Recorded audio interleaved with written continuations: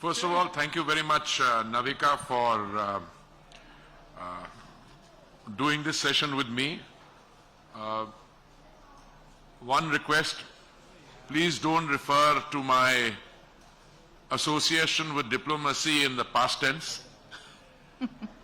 Pardon me. I think no matter what job I do, housing and urban affairs, civil aviation, etc., but I think retaining a firm anchoring in the world of careful use of language and diplomacy helps out. No, I don't get up in the morning sweating and fretting about what is going to happen to me the next day. The reason for that is quite simple. One, my getting up in the morning and the degree of freshness depends upon not about the world energy markets, but what I've been doing the previous evening.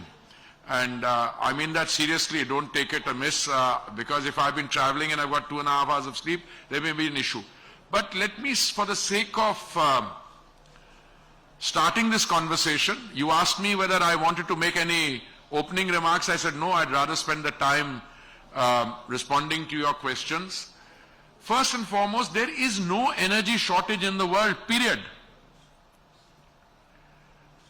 There was, prior to this entire global uncertainty, a group of countries which describes, or rather who are described as OPEC plus, chose for reasons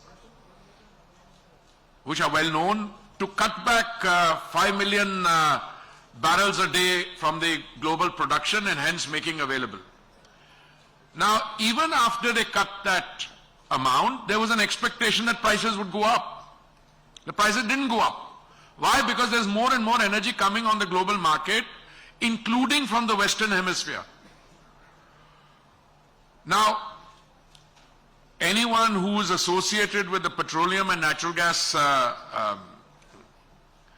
ministry in India should, with a degree of humility, acknowledge that we have, 67 million people going to the retail outlets every day to fill up different kinds of gas, petrol, petroleum, diesel, compressed natural gas, etc.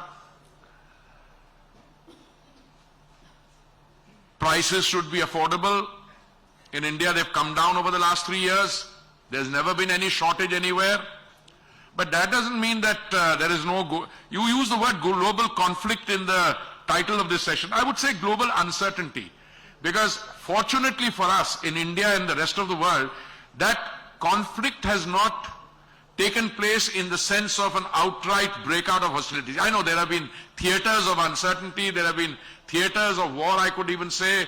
I mean, closer home in the Middle East, what happened in Gaza, Russia, Ukraine, attacks of piracy in the Red Sea or elsewhere. Yes, there's been uncertainty, but I think the global situation today is characterized, if I may say so, by a certain desire to keep that tension within manageable levels and not allow outright hostilities to break. I'm not a soothsayer, but if you were to ask me the question, do you think things are going to get more serious? You never know, but I hope not. And I'm an eternal optimist. So I get up in the morning saying, A, I've got a very, very mature and far-sighted statesman as my boss. His mind is not wired to face the pressure. Consequently, my mind is not wired to face the pressure. So I get up reasonably relaxed every morning, confident in the knowledge that no matter what happens on the global stage, we will be able to navigate our way with resilience. So I apologize for this very long-winded answer to your first question, but I thought once I get this out, now you can take any pot shots you like.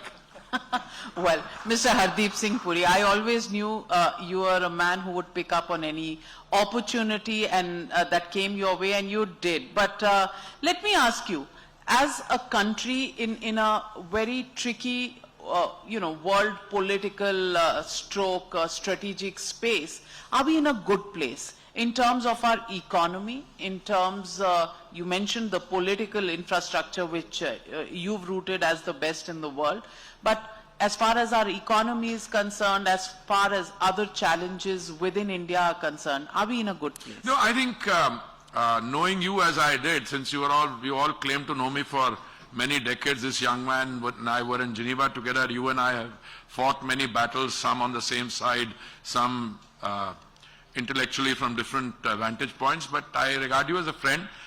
I think your question is an absolutely appropriate one. In the last 11 years, we have gone, Navika ji, from being the 11th or 10th position in the global ranking to being the 4th largest economy. We've gone from a $2 trillion economy to a $4.3 trillion economy. We are growing, and I'm going by statistics, last quarter 7.8%, which is the first quarter of this financial year. Quarter before that, 7.4%, which was the last quarter of the last financial year. I always take the assessments of those guys who are not, let's say, whose job is not to boost our assessments, but to sober them. No matter whom you look at in terms of reliability quotient, whether it's the bank, fund, the International Energy Agency, anyone you look at, they're all saying you will grow at more than 6.5% or so in this fiscal year and next one also. If that happens, and S&P just upgraded your outlook after a gap of 18 years, if you look at what else is happening in the world, I think the economy is doing not just well, it is doing very well if you compare it to others. Who are the others? Well, amongst the large countries which you reckon with, it is the fastest growing major economy, all right? Now, if you go into other challenges we face, yes, the developmental challenges we inherited are enormous, but as we go from a 4 to a 5 to a 7, $10 trillion economy, the government's ability to ensure that the benefits of development percolate down to the people who matter the most, that is enhanced. It's already there in the social inclusion and the financial inclusion and all those schemes that you're saying. Do we have political challenges? My God, if I had to list them, I would put on top the young intellectual level of the opposition party. Brilliant. I mean, when the economy is growing at 7.8% and Moody's is upgrading us, we are told we are a dead economy. I mean, if somebody outside says there can be a purpose, if somebody sitting here, I mean, I asked my colleague sitting here, how long will it take for me to get to the Taj Palace? He said, yeah, calculate kya technology, 27 minutes. God, I wish I had not listened to him. It took 32 or 33, but whatever it is, I'm saying, you go and do a transaction in any bank here, and I do a fair amount, I do it or Lakshmi, within 2 minutes you're told, so much money spent on it, saying try and do it somewhere else, outside the country. You see, the levels are different. In many ways you are, technology-wise, some of the things you've done, they reflect more the developments of a much more developed economy. I always get worried with people who try to take pot shots at you. Viksit Bharat banoge 2047 tak. Do you know what a Viksit country is? मैंने कहा सारी जिंदगी तो हम वही रोना रहा. I know what a developing country is. I know what a least developed country is. 37 of them were categorized in the UN listing, and then there is a process from where you go to being a least developed country to a developing country. There's a process of graduation. Now, who's a developed country? There's a one city-state I'm very fond of. Their per capita income is much higher than that of most developed countries. They call themselves a developing country. The world's second largest economy is technically a developing country with a $20 trillion GDP.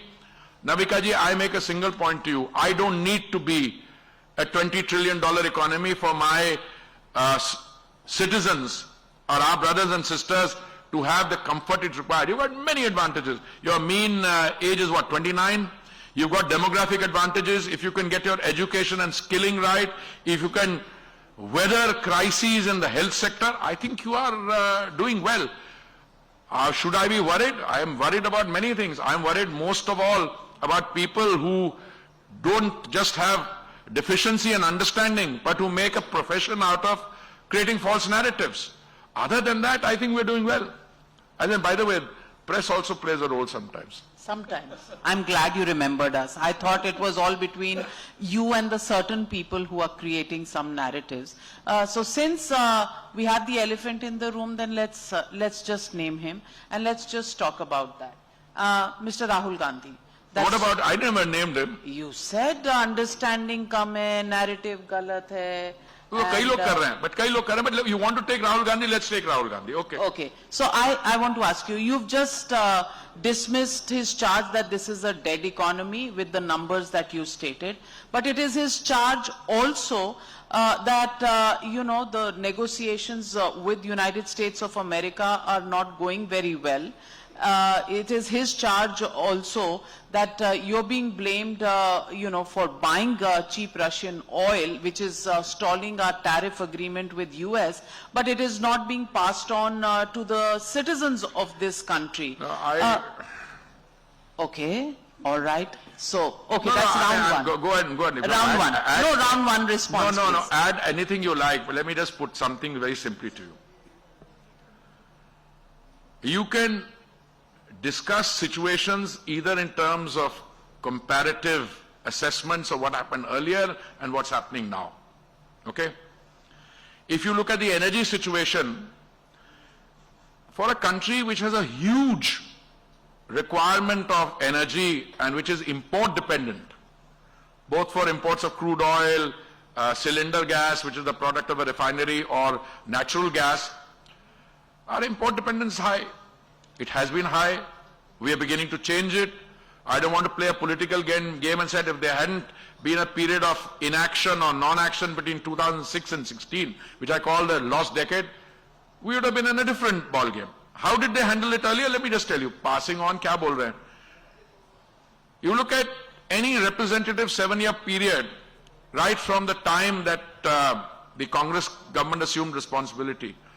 They had a problem. What they did is they floated something called oil bonds, which means if you are Punjabi speaking, and I know you are, tusi karza le lo, te tora pota aake puktega baaj. So what was it? 1,40,000 crores. They floated bonds, which is like a debt, and then we are having to pay back 3,10,000 crores. That's one way of solving a problem. Now, and what was the state of your companies? Today, what is the situation? Today, the situation, Navika ji, is that the Prime Minister has made it clear in terms of overall policy intent that he owes a moral duty to the people in this democratic system who've elected him, which means he has to ensure there is availability at all times to come, whether there are floods. My colleagues in the OMCs will supply gas cylinders, carrying them on their shoulders. No place in the country has been short of energy anywhere. When 67 million people, correct figure, 67 million, go to the bunk every day. And on top of that, you have a situation where the prices have come down. Prices have come down where the central government has reduced the excise it levies on 2 occasions, November 21 and May 22, and one subsequently. Availability hai, affordability hai, prices niche aa rahe hain. Now you have this bunkum of usse price liya, usse nahi kiya. Arey bhai, this sector, Navika ji, earns 19% of the government's revenue. It provides 19% of the revenue. Now with that revenue earning which the government gets, states also get, the government is supplying 800 million people 3 meals of dry ration in a day. Now that's a function that you perform which started during the pandemic and which is continuing now. Now what it is that the young, bright, several times over launched leader is suggesting that we do better, I'm always open to suggestions. Well, he gives you one every day. No, if you care to listen to him. I am listening. I'm listening. I'm soaking it in. I'm saying if there is ever an idea which merits being annotated, one is that X, Y, Z, you characterize them. That doesn't even need to be, how do you put it, dignified. You want to use AI to take a pot shot? Be careful. Uses of AI are commonplace. People will use it against you.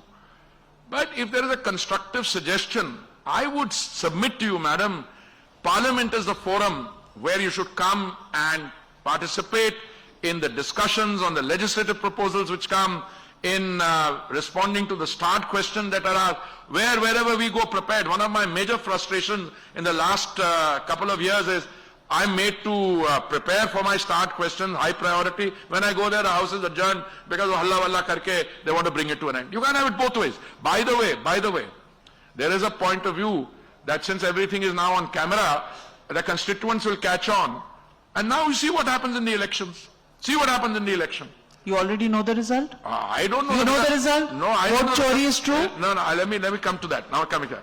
They're having problems with the DMK in Tamil Nadu. They're having problems with the DMK in Tamil Nadu. They're having problems with the RJD in Bihar. They had problems with the Aam Aadmi Party in Delhi and Punjab. Arey bhai, you were, that's where you should do the past tense. You were a party which was part of the governance structures for the last 6-7 decades. But you are no longer. Because, I'm a student of history and political science. As they say, genius lies in identifying yourself with a principle. Today if somebody turns around and says, what do you stand for? Tell me, what do you stand for? If you ask about my leader, they'll say, ask about any one of us who is a member of the team, they will tell you what you stand for. What does the Congress party stand for today? Let me know. Caste census? हमने कहा वो भी हमने कर दिया. करवा लो caste census. हम करेंगे 28 तरीके से करेंगे. SIR? What was the response to SIR? Responses सारे देश में होना चाहिए. अरे भाई, that's exactly what I want. अब दिल्ली में करवाते तुम्हारे, फिर भाग जाओगे. ये देखो, कभी तो कह रहा है कि you are actually lucky that you have a. I know Ajay is trying to conceal his because I think he had some congresses in the session earlier, who was getting them later. So Ajay, I hope I'm not saying anything which is creating discomfort for you, no?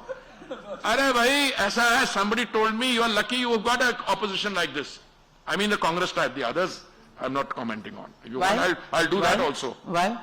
Arey bhai, you asked a question on one person. But I've asked you're not allowing me to ask a question. And I want to ask you the question that you've been in power now for... Power nahi hai. Power kya hoti hai?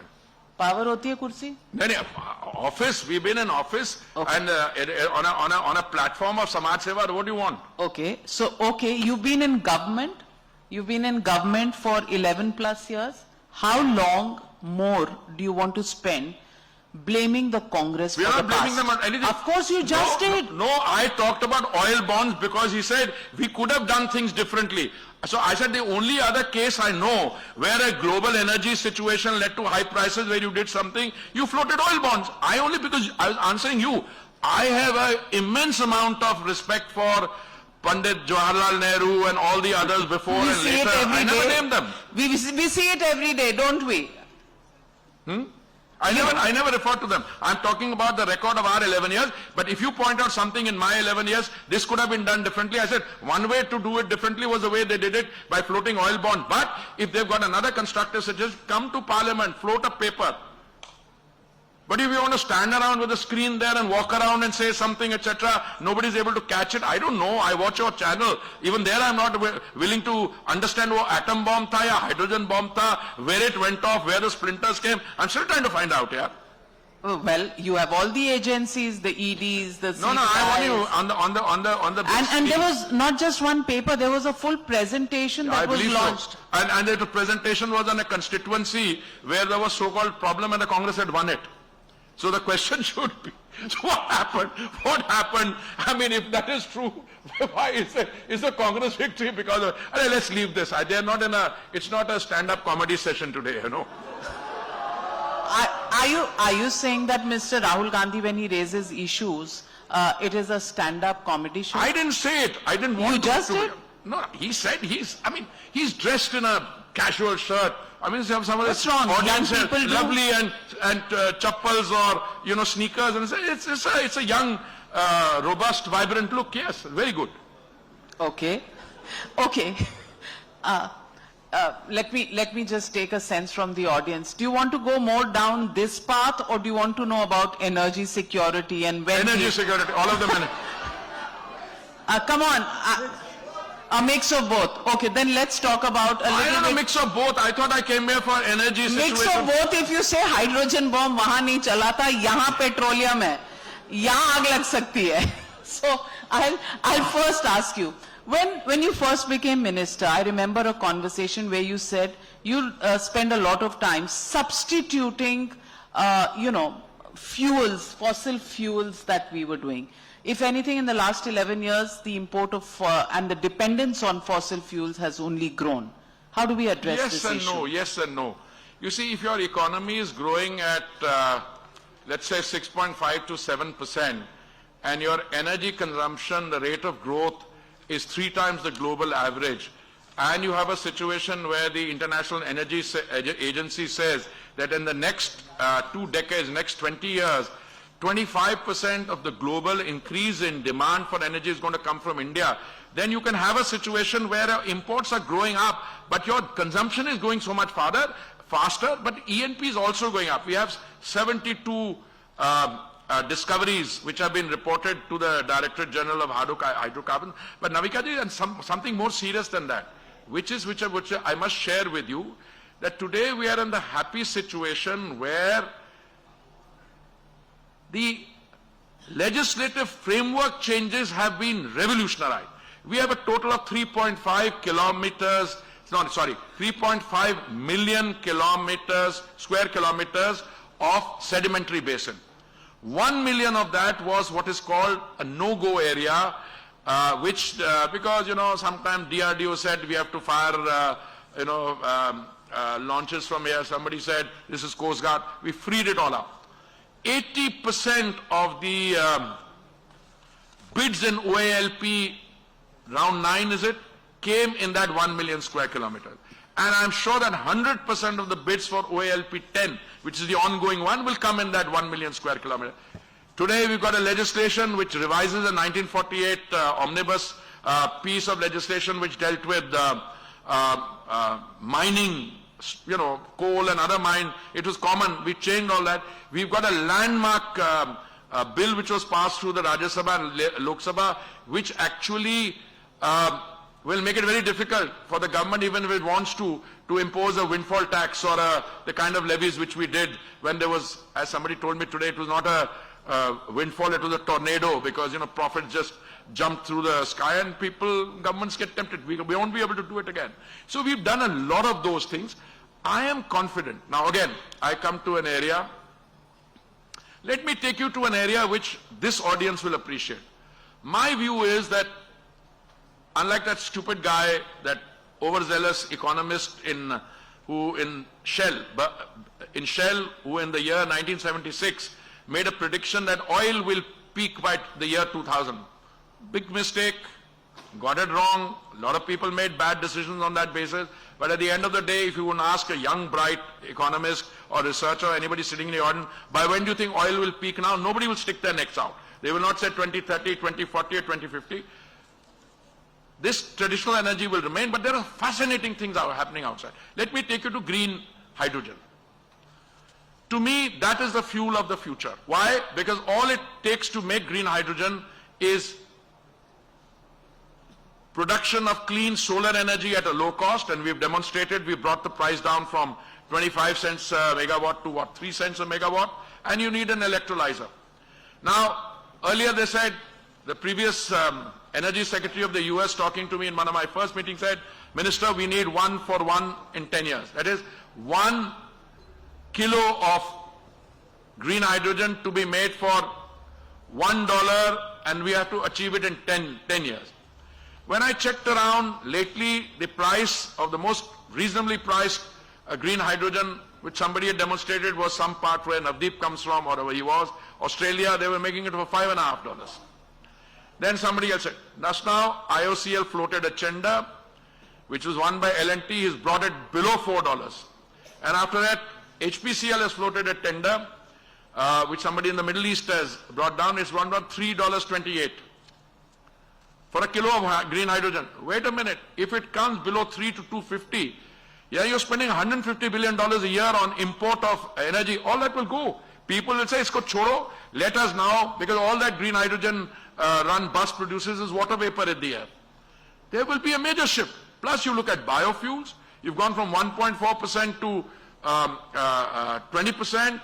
Then you compress biogas, you've got now, 100 plants working, another 100. So, Navika, we are making progress in some ways in a revolutionary way. But the energy situation, since it says securing India's energy future amidst global geopolitical conflict, थोड़ी सी गलती हो गई. Our energy future is being secured. It's not just something we need to secure.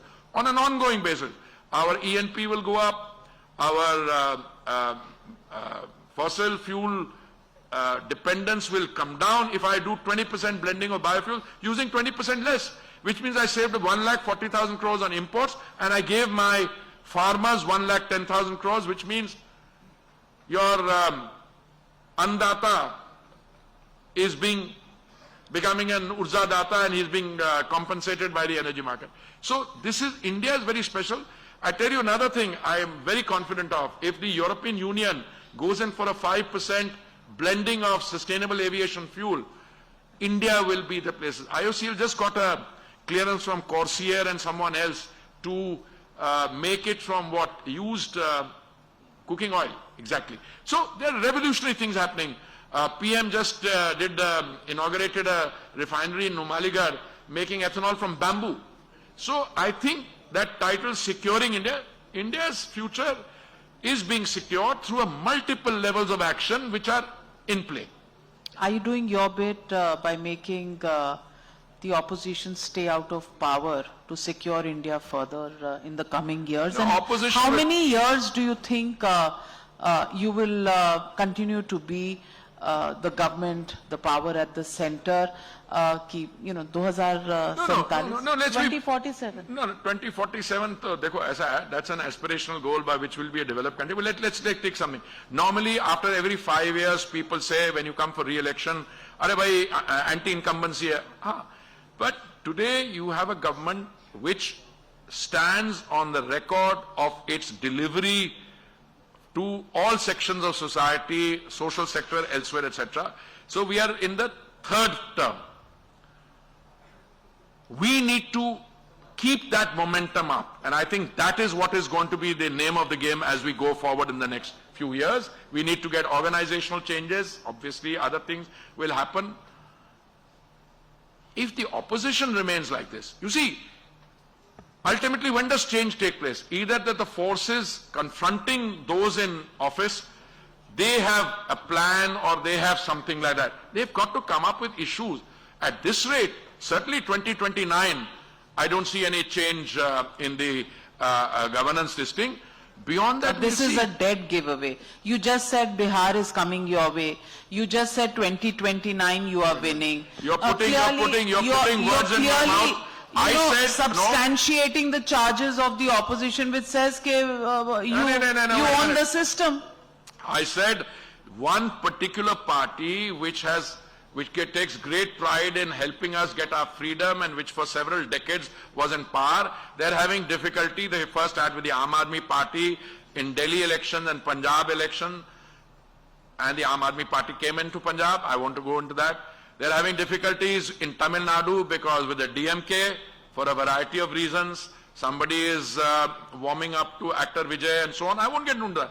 And they're having difficulty on seat distribution in Bihar. I read a statement by an equally young and bright leader of another party in Bihar who said, हम तो सारी कितनी 230 seat है, कितनी हम सारी लड़ेंगे खुद. 243. 243 was हो जाएगा 230 लड़ते हैं या 243 लड़ते हैं, I don't know.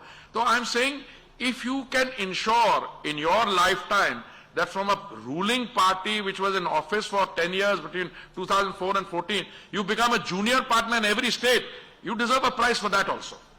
But And they succeeded in doing it. But I would want to ask you, you said pro-incumbency. Yes, you won 3 elections, on a trot, and the Prime Minister continues to be the most popular leader. But there are issues that are still needing attention. I agree with you, and we have to step Urban up. planning, every city worth its name, two rains and it comes to a standstill. Traffic issues that exist, infrastructure issues that exist. totally agree with you. The fury of floods and the landslides and the way we've lost, humankind in these tragedies. Do you think these are areas that deserve more attention in policy making? Navika, you have, as usual, you've hit the nail right on the head. I had the privilege of being Housing and Urban Affairs Minister for 7 years. I can tell you some basic facts. Because land is a state subject, there's a limited stuff that the central government can do, but I'm not trying to absolve myself of responsibility. I'm no longer the minister, not for the last year and a half. The waste reprocessing capacity in 2014 was 14%. What happens is, why does urban flooding take place? One reason is, you're running a commercial establishment like a restaurant, you do sabzi wabzi kate, wo kata, wo kachara hai, you throw it outside in the drain, block the drain and the rest goes. So, waste reprocessing in 2014 was 14%.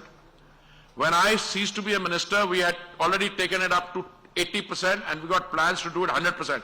But in India, you got to do something more. Your waste reprocessing capacity has to be more than 100% because you're growing at such a pace, your cities are coming back. You see, you go on the roads, you go on the air traffic, train.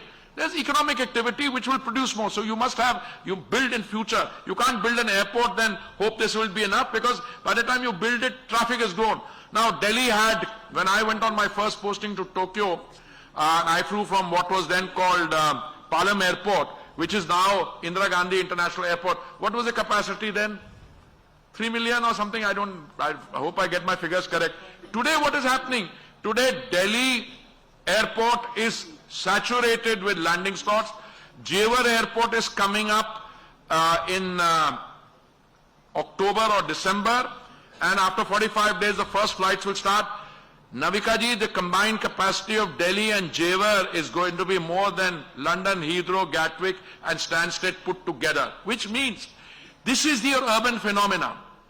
I agree with you, our problem is that our span of attention is short. When the rains come and there's clogging in urban areas, we all shout, and our common friend Sohail makes a song and dance, which I appreciate.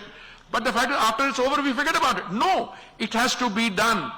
Where does the responsibility lie? With the state government. If somebody is allowed illegal construction to take place, remove it and ensure that there's what is called,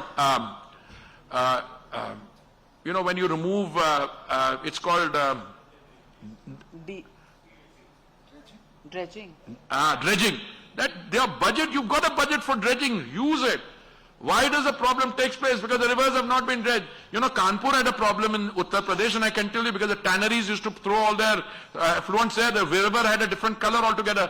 And we stepped in, the state government stepped in. You put a stop to that effluent coming into the river, and today the water is clean, you can drink it.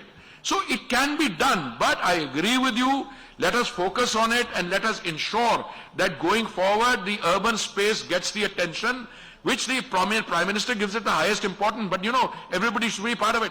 I keep coming back. The most important of our scheme is the Swachhta scheme. When the Prime Minister first announced it from the ramparts of the Red Fort, 15th August 2014, everybody said, "Ye kya baat hai bhai? Safai ki baat kar rahe hain." Because they're so used to discussions on Pakistan and others from these platforms. But if you look at it, that's the fulcrum. That's the basis on which all your other schemes are built. And today, again, it's being reiterated, and you come back to the same urban issues. It will take time. I wrote an article, I think in the Hindustan Times, it appeared on the 15th. But I make that point, that whilst we come a long way, we have a long way to go, and I agree with you. Well, I don't know what's stopping you from improving cities in, let's say, next door Haryana. You've been in power there. Delhi, now you will have nobody else to blame. You won the elections here. And winters are around the corner. Air pollution was always Kejriwal's problem in the past. Now it's going to be yours. I don't envy you, Mr. Hardeep Singh Puri. The one, you mean the one coming from Punjab is going to be ours? No, we'll choke on it, but no, okay. Well, whatever. You have to by the way, the Supreme Court suggested that people should be, punitive action should be taken against farmers. Not against farmers, those who are burning the parali. By the way, we set up a bio ethanol manufacturing plant in Panipat using only parali or agricultural waste. Well, we will wait. We need more of them, yeah. November is around the corner, Mr. Hardeep Singh Puri, and there are many hands that are waiting to be raised in the audience, and they have questions. So let's begin with the audience round of questions. Yes, the gentleman right in front of me. Identify yourself and a short, brief question. Thank you, Mr. Puri, for an insightful talk. Myself is Atharva Mamonkar from PRS. Minister Puri, the nationwide E20 fuel rollout recently has raised concern about fuel efficiency in the current vehicles as well as damage to the engines. Later on, the insurance companies are refusing the claims regarding the same. So how the ministry is... So thank you very much for asking this question. My day would have been incomplete if you hadn't asked. I want to give you a categorical assurance. E20 fuel is totally safe. Totally safe. The position has been clarified by the automobile manufacturers. It has been looked at by SIAM, which is the Society of Indian Automobile Manufacturers, by the car manufacturers. Each one of them have given certificate. Occasionally I get a good journalistic friend who writes an article. I interviewed, I won't take the name of the gentleman, an automobile engineer who said over the last 5 years the performance, the efficiency of his car has gone down by 2%, 3% and so on. So, अरे भाई कौन सी गाड़ी है model बता दो और 2-3%. If you've got any car and you're driving between Delhi and Gurugram, on that day check how much time your engine was idling on the red light or when there's green light and it's not moving. That would happen to me coming here. So let's be serious about it. Look, my friend, thank you for asking the question.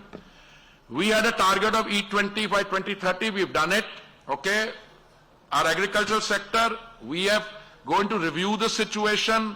The problem started, somebody said we are going now to E30 or E27, etc. Look, we will take all the stakeholders, decide.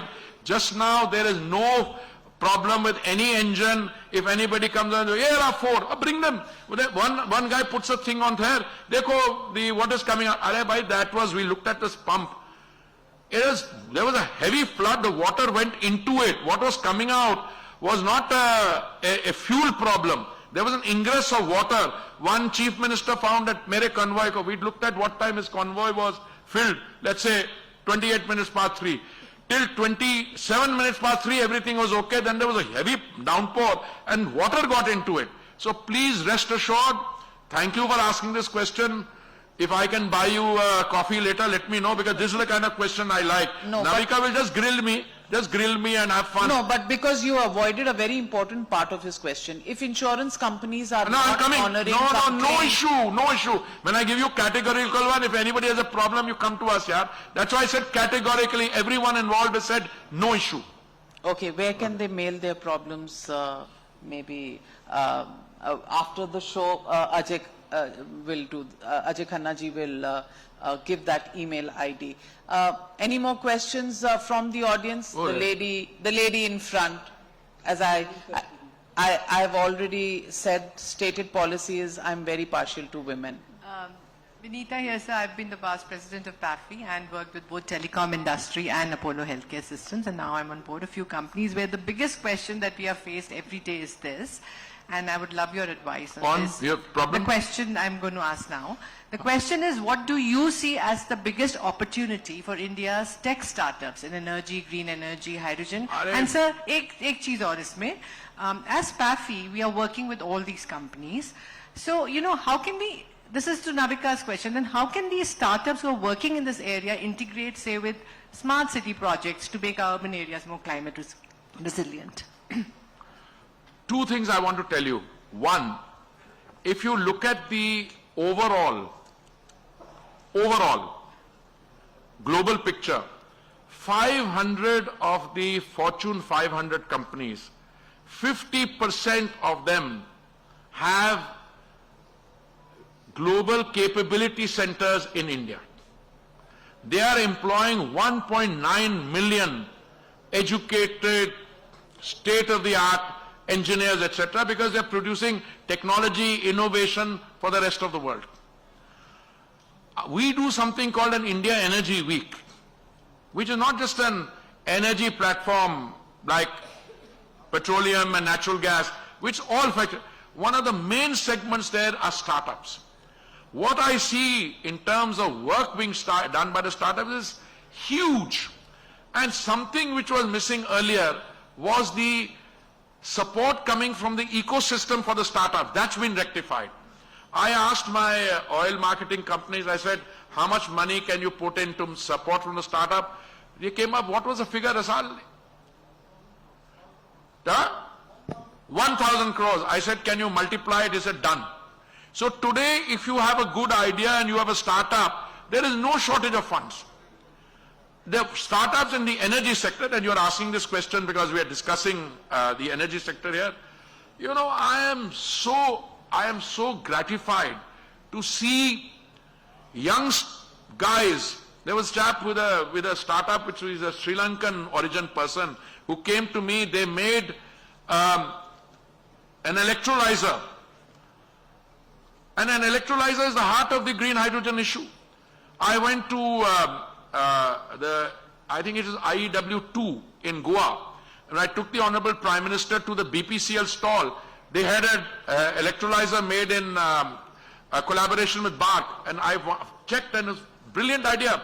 You know, if you are having a submerged platform, which is a submarine, you need to break the thing into oxygen and just to breathe. So they've done it, they are utilizing it, etc. So the work that is being done, I spend a lot of time when I can to talk to young investors, to talk to startups.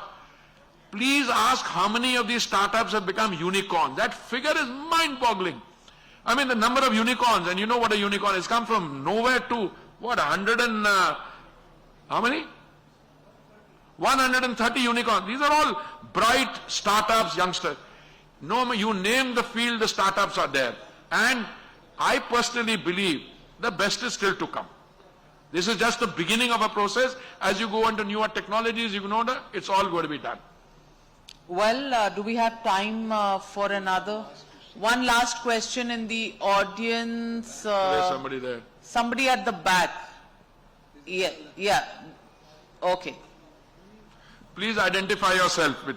Good evening, sir. I'm Aditi Verma. I work with a Member of Parliament. My question is related to India's crude oil dependency, and given the fact that how India's dependence on crude oil imports has been increasing, especially with the volatile geopolitical situation that is going ahead right now, especially in terms of Russian crude import. How do you see that we're going ahead from here? Thank you. No, since you work, you said with a Member of Parliament, or research work, or, yeah? This is legislative research, so yes. Legislative research. Yes. No, I'm aware of that, and they do very good work. No, it's very simple. You've got a situation where your demand for oil or for energy is 3 times the global average because you're growing so much faster than most people. And then if you have a young population, if you have your base levels were low, therefore you're growing faster, you need more energy. Now, what have we done? We've done 4 or 5 things. One, we've diversified the sources of supply. We have gone from 27 countries from which we used to import to 40 countries from which we import. We have altered the feed. What we've done is, we used to earlier be dependent only on crude oil and cylinder gas, which is again made from crude oil in a refinery. We've diversified that. Even cylinder gas we used to import largely from one particular country.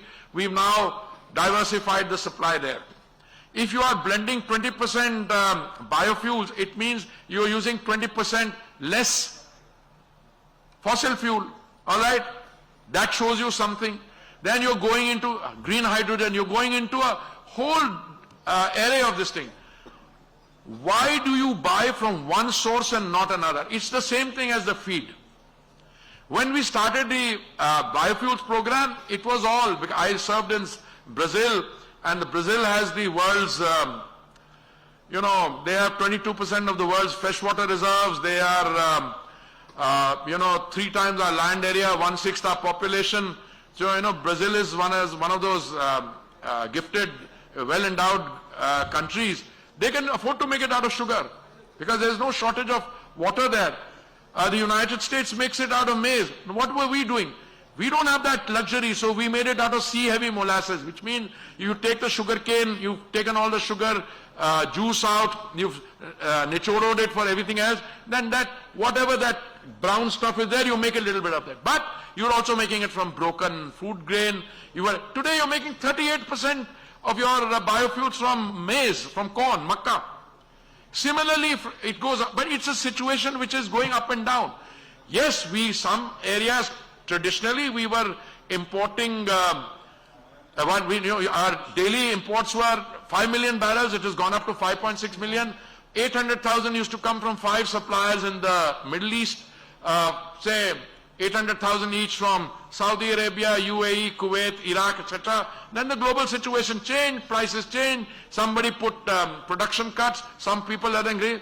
Look, we are absolutely neutral on where we import from. As I said, the Prime Minister has a duty to his electorate, to his citizens. We procure from wherever we get it, and some sources of supply have become more efficient and more cost effective than others, but it's not a situation which will remain static or predictable. We'll see how the world goes and we will adjust accordingly. Yes, everything in the world is dynamic. Well, okay, last question to you, the young gentleman here. Oh, you'd fixed the mic pretty much. Yeah. Please, yeah. Good evening. So, since Identify yourself, yeah, please. I'm Naveen. I'm a scholar at ISPP. So, my question is, since we are talking about future of energy in India, it would be incomplete without the nuclear sector coming in. Yeah, without the Nuclear sector coming Oh, in. 100%. You're 100% right. So, you being in petroleum minister, how do you see that sector evolving, and how would the energy mix be like in the coming future, and when are nuclear reforms coming that were mentioned by FM? It's always easier to answer questions on somebody else's portfolio, but I'll try. It's okay. No, look, it's like this. Thank you, Naveen. Thank you very much.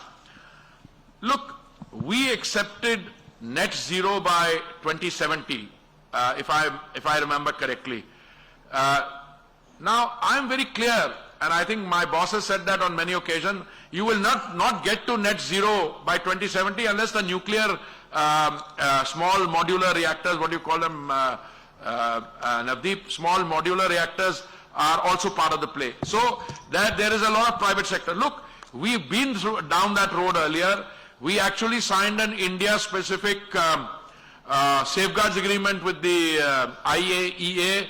We had a civilian nuclear energy deal with the United States. We did something with that Australia group on chemical exports. We've not tried that. It didn't work out. Not because we were not wanting. There were some issues. There are some accidents which took place and people took a back seat. And also I think something else happened, which is very clear. There was some discussion. Today, I think whenever the negotiations take place on small modular reactors, etc., India is in that quest for energy. We buy from wherever. By the way, some of you may not know, I means India buys $15 billion worth of energy from the United States. If small modular reactors have to go, where will they come from? You know where they will come from. Where will the technology come from? There are only a handful of countries who are capable of doing a collaboration agreement with you. So, thank you for asking the question, and now actually You're running out of No, time. no, I have enough. In the next 2 decades, 25% of the world's incremental energy demand growth will come from India. That's the IAEA, by the way. Yeah, totally right. And that shows that India is going to be growing very fast. So Ajay Khanna, And I'm not saying it. If I say it, they'll say, "Yaar, fir wo, what is that young leader's name?" He will say, they're producing a narrative. Arey bhai, I'm not saying it. That's why I said IEA, International Energy Agency, which is based in Paris and which has a professional staff which looks at the global economy in terms of what other countries are doing, and it said, देखो अगले 20 साल में whatever increase comes, 25% of that incremental this thing is going to come from India. So somebody else's assessment, and it'll come from India only if the economy is doing well. By the way, if you want to ever look at an economy and decide whether it's doing well or not, just ask them about their energy consumption. You can have a very large economy, but if the energy consumption, and I'm not mean one kind or the other, overall, energy consumption is a reasonably good indicator, a very good indicator of economic activity. And if economic activity and energy are, there's a coefficient there, you can make out, and this is an agency, that's what I said, you can look at anyone. By the way, IAEA we, mentioned because they've been upfront about it. But even if you look at OPEC plus, etc., they say that India is a growth market. I mean, China was for a long time, China still consumes a lot, but I think China has reached a situation where, I wouldn't say saturated, but it is now doing several other things. For instance, its electric vehicles program, the electric vehicles on the streets, they are coming from the thermal route. Now, if you're looking at energy per se, India is in uniquely positioned to try and convert these challenges into opportunities, and I think we're doing it. Over to you. So, full of energy, the session, and I know the minister is running late.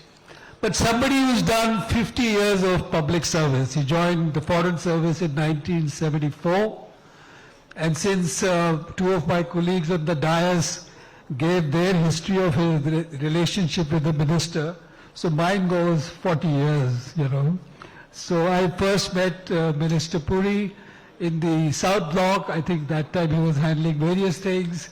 Then we met again when he was Joint Secretary of Americas, and he's done over the last 50 years, the kind of work which is unbelievable, and we miss him in some of the places which he's vacated.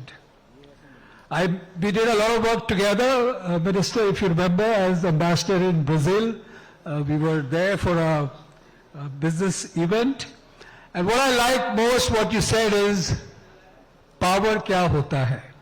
That's the word which explains to you that this is a minister, and Ambassador Suri is sitting here, we were chatting about it. You send him a WhatsApp, and then you start counting backwards, and you get a reply in maybe 5 minutes. So that's the minister for you. Thank you so much, Minister Puri. Thank you very much. And in the book which I'm going to present to him, he's probably one of the only ministers in the book. So thank you. Yeah. Thank you so much. Thank you very much. Thank you.